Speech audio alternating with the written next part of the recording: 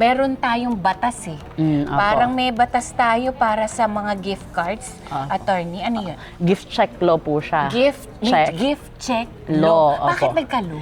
Kasi po, may mga instances na po dati pa na dinideny yung pag-grant nung ating Pag-honor. card, pag-honor, opo. Tapos meron din pong issue lagi na, kunyari, bumili ka po ng 1,000, kailangan ubusin. May mga ganong obligasyon dati. Di po ba? Na hindi na ibabalik sa inyo. Sabi, ay Naisip ma'am, ko na. ubusin niyo po yung 1,000 na to. Ganyan, ganon. Or merong halimbawa, 1,000 yung gift check, kailangan sa isang bagsak, 1,000. Yes. Yung iba na, hindi pare-parehas, yung iba naman, pwedeng ngayon, 500, tapos pagbabalik mo, yung Yan po yung balance. dapat.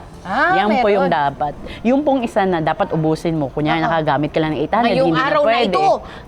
So hindi po. Under the law po, aside sa dapat i-honor siya lagi, kayo po na nag-grant nung card na yon ay kailangan meron kayong mechanism.